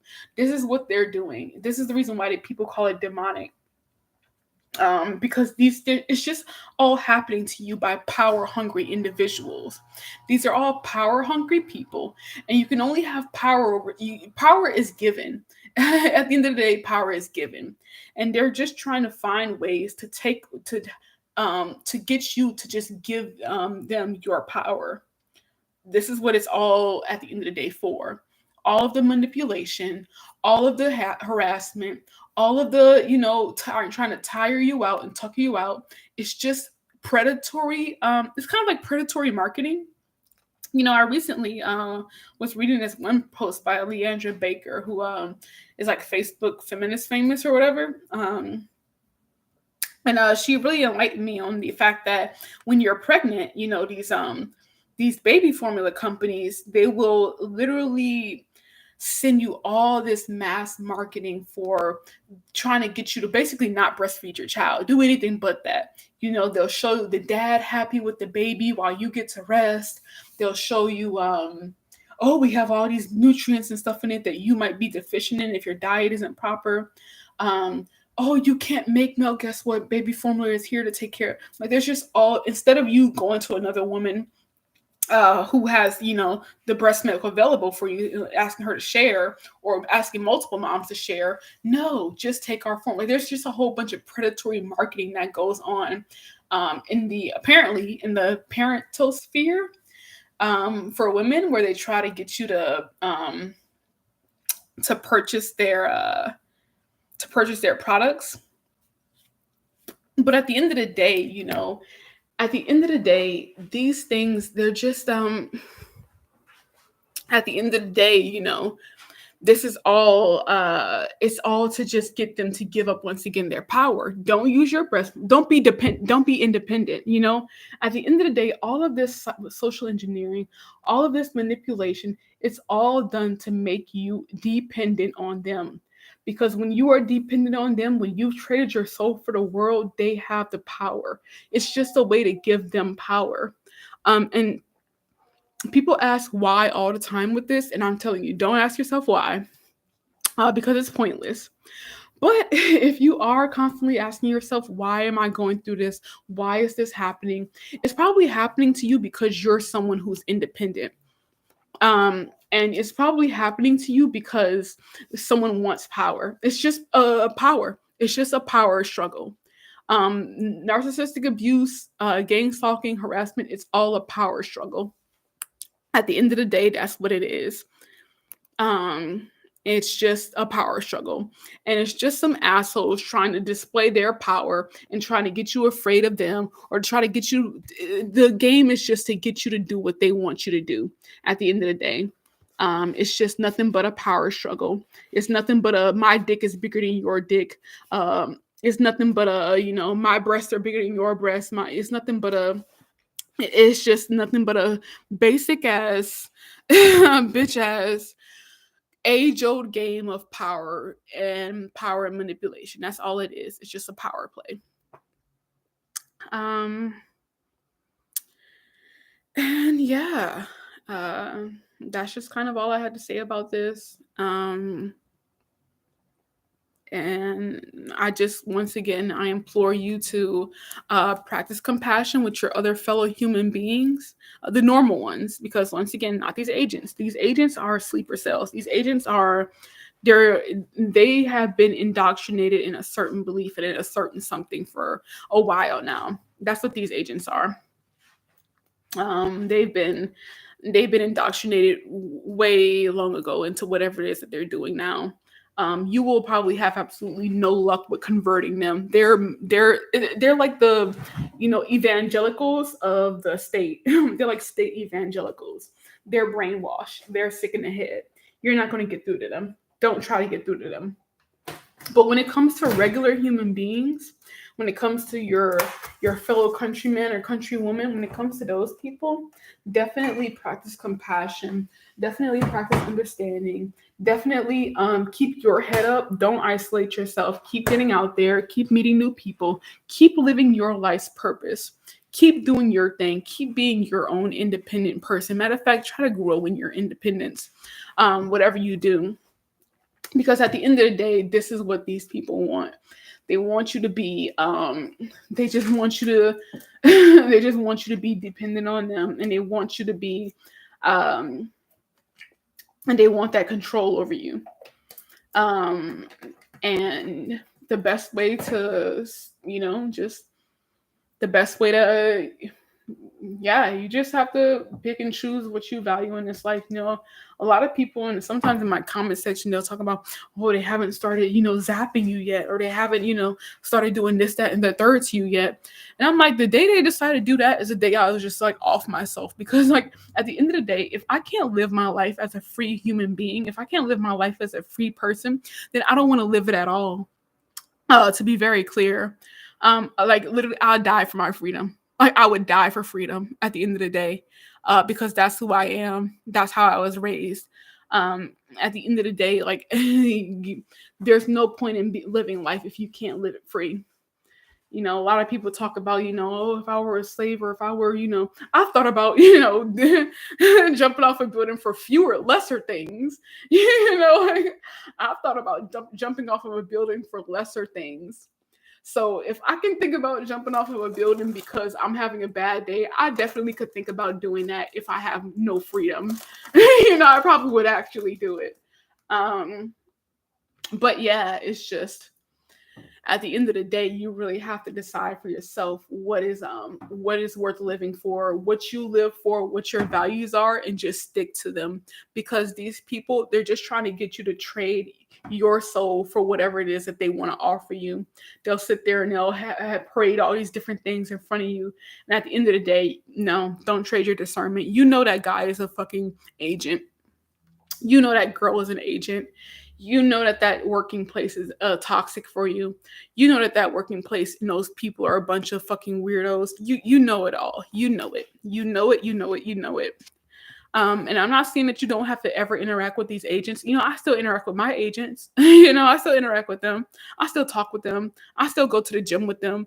I still, go out drinking with them. I still do those things because I'm a human being and humans are communal. But at the end of the day, just never forget who they are and who you're talking to. When I go to the gym with one of my agents, I don't, I ain't sitting there, like I'm not attached to the relationship. I'm not attached to any outcomes of the relationship. When I sit there and I talk on the phone with one of my best friend agents, like I don't, there's no like I know her for what she is. I see her for what she is. And I just let her live, I just, and she just is that way accordingly. When one of my agents tries to make me feel bad for not falling in love with them, despite the fact that I know that they're an agent, just let them play their roles accordingly and make sure that you play your role accordingly. When my agents sit there and try to, flood my place or sit there and try to make all these tapping noises and things like that, just play the role accordingly. That's who they are. And don't get and just don't take it personal. Don't take it you can do whatever you want to do. Like sometimes I can sit there and play back and forth with them and things like that. But at the end of the day, like you just gotta be detached from any outcomes and stuff like that. Because at the end of the day, yeah, you got a life to live. You should go ahead and live it. This world is full of really disgusting, nasty, horrible people. And if you're a victim of gang stalking and harassment, you've seen just some of the ugliest parts of the world and the parts of society. But yeah, you just have to just keep moving on though. You just have to keep on keeping on unless, unless they're trying to get you to live a life where you have absolutely zero freedom. Like I used to be someone who was skeptical about certain things. I didn't really believe in conspiracy theories and things like that. But if you're someone who is saying that they're controlling your body, or if you're someone who's saying that they're making you hear things, or they're invisible forces or invisible people are trying to fuck with you and things like that, like at that point, especially when it comes to like taking away your bodily autonomy, like at that point you need to, honestly, everyone has their different thresholds and things like that, but I just wouldn't, I just say like, you know, there's a choice in all of this. And I think that you should take away their ability to control you if they do have that ability. And I know it's really difficult. That's not an easy decision to make at all. I don't think that that unaliving yourself or anything like that is ever an easy decision to make. Um, but I don't know. Maybe I've watched too many samurai movies. Maybe I've been indoctrinated too much with that good old American freedom. But yeah, yeah, um, freedom over anything, freedom over everything. Fuck your gang stalkers. They're nothing but a whole bunch of undereducated. They're just undereducated agents. They don't even have freedom. They're probably matter of fact, they're probably people who were previously gang stalked and they just lost control over their bodies or something like that. Like I don't even know. Like some of these things I'm reading, I'm like, if they can do that, then that's probably what the problem is. I'm probably dealing with people who were previously gang stalked and they just don't have control over their bodies. And that makes you want to be even more compassionate. I sit there and I look at my sisters and things like that, and I sit there and I watch them behave how they behave. And I'm like, this isn't my sister. Like these people aren't the people that I, like the people that I love and the people that I like. This isn't my family. That's what I tell myself all the time, which is the reason why I don't even, feel some type of way about not wanting to collaborate, not wanting to work with them, or not wanting to be with them or things like that, because these people aren't, it's like they're not even my family. And that's really unfortunate. But at the end of the day, you just gotta move on. Never try to make a situation what it ain't.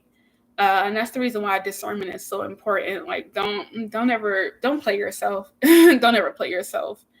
Um, that's just street for accept reality for what it is. There's a lot of street stoicism. Street stoicism tells you, Marcus Aurelius might have said one thing, but the streets will say, they'll put it like this: it is what it is. Don't play yourself, and and yeah, and get money. Like, yeah, that's all you can really do. But just to wrap up on the topic of this video, once again, with false authenticity, once again, these are just people, they're trying to get you to not live by your values because, or to get you to kind of view yourself as an evil person because you would violate your own cherished ideals. And I just want to end it off again with that thought reform book on the Chinese camps. I just want to end with that again, with that passage. It was no longer enough to admit guilt, to feel guilty, or even to recognize specific guilty actions. The prisoner had to extend his self-condemnation to every aspect of his being and learn to see his life as a series of shameful and evil acts. Shameful and evil not only in their possible opposition to communism, but also because they violated their own cherished ideals. With Father Luker, this desecration of identity took the form of convincing him that he and his missionary colleagues had been unchristian in their conduct in China. Personal dishonoring of this kind was applied to both priests and laymen. It illustrated in the following exchange. Here we go. And this is an exchange where they tried to make the father or that priest feel like he was a hypocrite. Instructor: do you believe man should serve others? The priest: yes, of course I do. Are you familiar with the biblical saying, I come on earth to serve, not to be served? Yes, as a priest, it is my creed. Do you have a servant in your mission? Yes, I did. Who made your bed in the morning and swept the floor? My servant did this. You did not live up to your doctrine very well, did you, Father?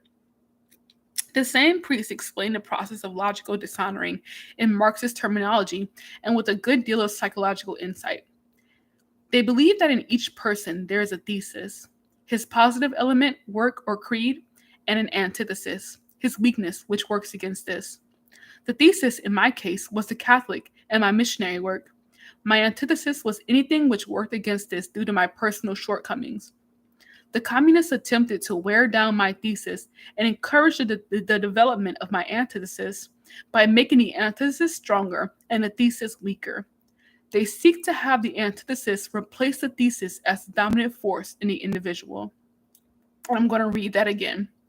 They seek to have the antithesis replace the thesis as the dominant force in the individual. They seek to have the antithesis, your weakness, which works against your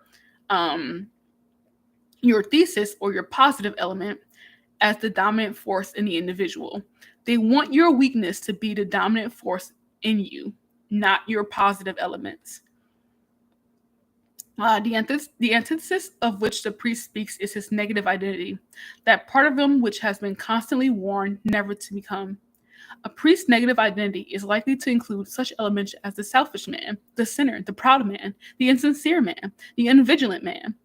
As the reformers encourage a prisoner's negative identity to enlarge and luxuriate, the prisoner becomes ready to doubt the more affirmative self-image.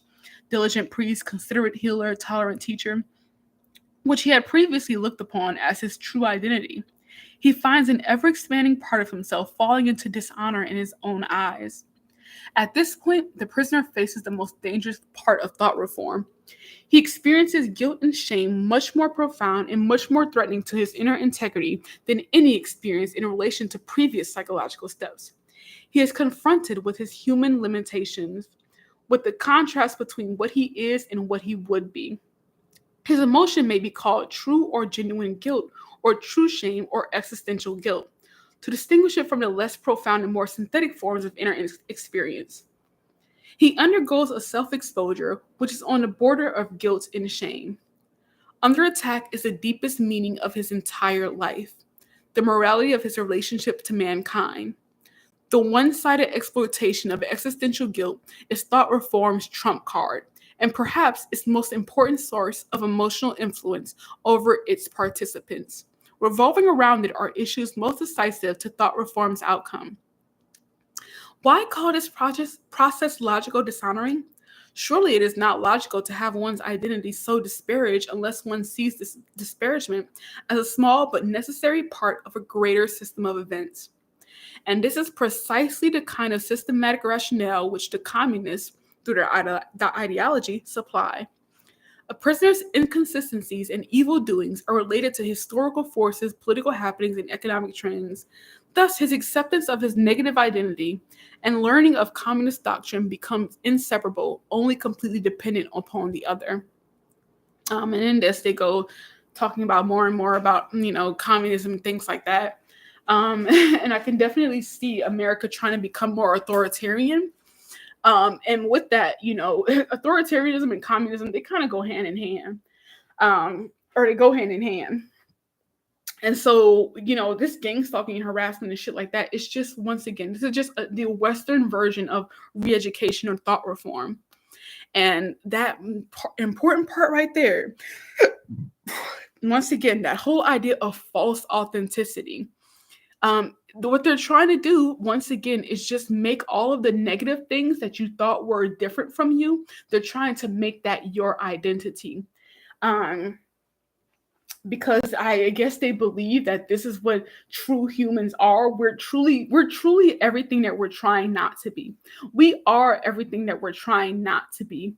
And in some instances, that's in a sense true. You only strive for what you don't have, but not having something doesn't mean that you have the opposite of that thing. Just because you don't have discipline, that doesn't make you, lazy. Maybe you're just doing a whole bunch of different things, but you're just not good at following through with things. A lack of discipline is not, synonymous with being lazy. And this is where that whole false authenticity comes into play. My lack of desire to do X, or my inability to, live perfectly up to my ideas, doesn't mean that I am, or doesn't mean that you are the opposite of your ideals. That's a logical fallacy. To be a something means to be that something. Falling short of something doesn't make you, that thing. At the end of the day, we're all human. We all have human limitations. You are not your limitations. And this is what the thought reform is trying to do. It's trying to convince you that your authentic self, your real self, is where your limits are. And that's not true. You are not, you're not your limits. That's the thing that makes us human. That's what makes us, that's what gives us dominion over the animals. The fact that we are not our limitations. Once again, this is what this is what the Satan, this is what these demonic ass people are trying to do. This is why you need to not have fear. And this is why you need to walk with conviction when you're living your life, and when all these assholes are trying to sit there and convince you of being, or of attacking your values just because you aren't perfect. Perfection is not the goal. That is not what we're doing here. That's not what you're putting this earth to do. That's not your birthright as a human being. Your birthright as a human being is the fact that you are not defined by your limitations. You never were, and you never will be, unless you let these people convince you that you are. And don't ever, and I mean ever, let these assholes convince you that you are your limitations, that you are your the human frail side, the side of you that is frail, or anything like that, because you're not. If you were, you'd be an animal. Animals are confined to limitations, not humans. Not us. And this is all that they want to do. All that your harassers want to do, they just want you to be defined by your antithesis, by whatever negative things that you're trying to separate yourself from. They want to put you in a cage. They want to put you in a mental cage. That's what the whole point of this whole thing is. People sit there and go, why is this? Why is that? Don't fucking ask why. But if you must ask why, it's once again, it's a power move. It's a power display. They just want to put you in a cage. You ever seen those videos of or those pictures where an elephant who can obviously break off of a chain or a little string that's tied around them, they can obviously break free from that. But due to what they were, the psychological abuse and manipulation that they were put in, they believe that they aren't strong enough to untie themselves from a fucking string and, get the fuck out of that circus. It's all about putting you in mental cages. It's all about trapping you. It's all about limiting you.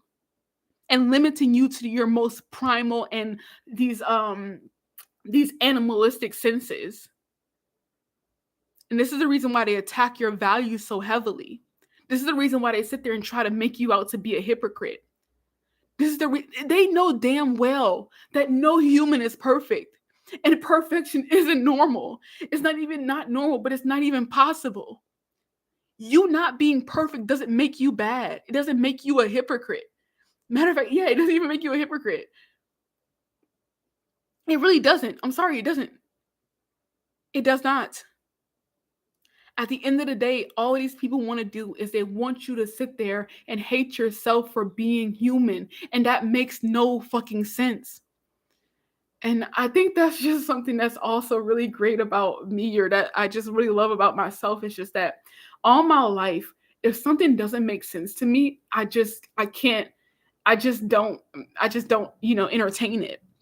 And this, what I'm going through, it doesn't make sense. None of it makes sense. What you're going through does not make sense. And this is the reason why I say don't ask why. They're putting you through this just because. And they're only doing it because it's just a power display. It's just a power struggle. There's nothing wrong with you. You didn't do anything wrong. There's no There's no it just all comes down to, once again, a power struggle, just wanting you to limit yourself in your own cages. They want you to feel like a terrible person just for being a human being. And if they can convince you that being human is somehow some type of flaw, then they've, effectively trapped you in some type of fucking cage. But here's the thing, the other side of that, when I was talking about moral relativism, they want you to think that it's pointless to try to ever go beyond your limitations. They want you to think that it's pointless to ever try to be more than your weaknesses, more than your limitations. That's what they want you to believe. They want you to believe that it is pointless to ever be more than what you are, because there's no because you'll never perfectly your identity will never perfectly mesh well with these values that you hold. And if you're never going to perfectly hold your values, why hold them at all? That's what they're like. This is literally the same. Like, this is the reason why people flock so hard to the Bible and things like that, because it really tells you some real shit about what these demons try to do, of what these low vibrational humans that are channeling all this negativity, what they're trying to do, what these agents of chaos are trying to do. Why be good if you can't be good all the time? Why be this if you can't be it all the time? They're trying to convince you that it's not a worthwhile endeavor to be more than, or to exist at a level more than what you may have previously known. And that is bullshit. That is complete bullshit. It is always good. It is always just. It is always honorable. Always. To try to be more than your limitations. Matter of fact, fuck the limitations at all, because you don't have them. You don't have them. You really don't have them as a human being. You don't, or your limitations are just different. They're different. You are not like the beast in the field. You are not like the animals. You're not. You can respect their way of life. You can love animals. You can respect them. All of that shit. I love animals. If I ever had an animal and I took care of it, I would do everything to enrich its life, because I know that it's an intelligent being, and I just respect intelligent life. I respect life in general, except for bugs. I can kind of, but I respect them too, honestly. I really do. That's the reason why I try to not disturb them and things like that. But at the end of the day, that's what all this is for. This is all a part of the abuse. They're trying to convince you that because you're not perfect, you're not worthy of, you might as well just be bad. You might as well just be, a fucking animal. That's what they're trying to convince you to do. Give up your birthright as a human being. Give up your birthright as a human being and become an animal. Become defined by limitations. Become something that must have a master. Or become something that becomes subject to other intelligent life forms. Because that's the plight of animals on this planet. Their plight is us. We lord over them. At the end of the day, we as human beings define what they might be stronger, they might be faster, they have all these gifts, it doesn't matter. At the end of the day, the animals on this planet are ruled by humans. Their lives are ruled and completely affected by us. It is not the other way around. And what your game stalkers and your harassers want to do is they want to put you in that animal state. They want you to become ruled by limitations. They want to be your lords. And you can't let that happen. No, fuck them.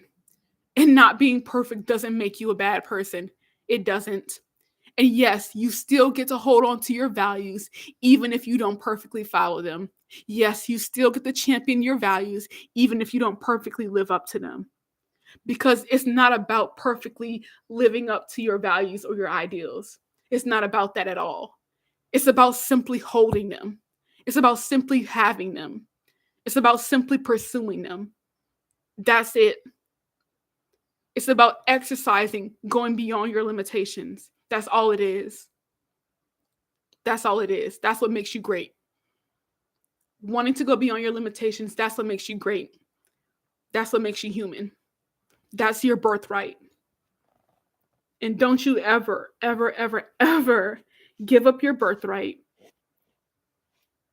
for these for whatever it is that your abusers are trying to give you. It's not worth it. It's never going to be worth it. Doesn't matter how much of a hypocrite they try to make you. It doesn't matter how much they try to convince you that holding on to your values means nothing because you'll never attain them perfectly. You're just stifling yourself. You're not being authentic. No, no, no. Limiting yourself to your human weaknesses, that's not being authentic. That is not being your most authentic self.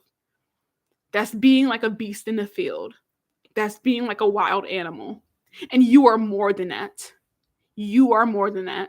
And that's what I really want to just hammer it out in this video. The false authenticity says that I am how I am, and I don't ever need to do anything to change that. I don't need to filter myself. I don't need to, take into consideration other people's feelings. I don't need to be kind. I don't need to do any of that. That is all bullshit. It's all bullshit. And the other side of that, being hyper, being too like there's always the levels to this shit. If you only live your life trying to appease everyone else, trying to, do all this other shit, that's not cool either.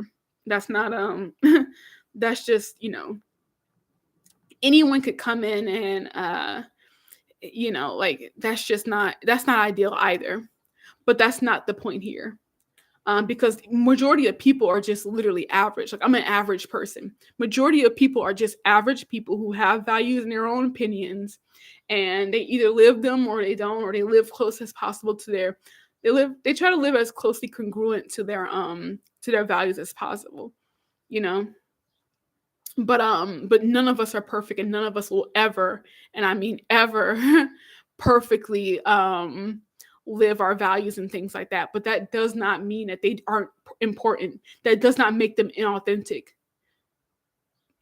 The part of you that wants more, the part of you that wants to go beyond your human frailty or your human weaknesses or limitations, that part of you is just as much a part of you as the other side of you.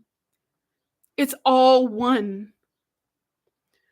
In this one book I was reading, the Emerald Tablets, one of the things that I really like about it, that I like about it better than other religions, it's not actually a religion book. I don't think it is, at least. I wouldn't consider it to be one. But even the Bible, when Jesus came, he said these same things too. So I think it's actually pretty commonplace. But the thing about the Bible and things like that is it says that, when you die and you go to heaven, you're going to be perfect and there's never going to be any type of evil and things like that. But the thing I like about the Emerald Tablets is that it says that these higher beings, or these people who have achieved these certain levels of just, more noble, or just these higher levels of being in the spiritual realm, it's not that the darkness isn't in them. Matter of fact, in one of the passages, he talked about there inside of all of them being this darkness or this lower entity. But the thing that made them these superior beings wasn't the absence of that darkness or those low vibrations. It was just the fact that those things wasn't their controller. It didn't rule them. It didn't rule them. Their limitations didn't limit them. Their weaknesses didn't control them. They were the masters. And that's what you have to do in this world. And that's what you have to do in this life. These people, they're going to constantly, and I mean constantly, the psychological warfare, it is real. They are constantly trying to convince you that whatever weaknesses you have, whatever limitations you have, that's you. That's the real you. And that's not true. That's just a part of you. I guess I'll end it off on this. They have this one Native American story about the two wolves, They say inside of every human being, there's these two wolves, the good wolf and the bad wolf. And they're in this constant struggle. And people sit there and go, you always want to know, okay, there's these two wolves that are about to go into battle. Well, which one's going to win? And they always say, like, it's the one that you feed. It's the one that you feed. You don't have to be perfect, but the wolf you feed, that's the one that's going to win. And you are not wrong for trying to live up to certain ideas or certain values, whatever those ideas and values are for you. You're just fine. It's okay. Like, it's okay to not be perfect. It's okay. And they're going to sit there and try to convince you otherwise, but don't listen to that bullshit. You have your values because you have them and they're yours. And that's enough. That's enough. You're enough. And don't give up your birthright. That's all.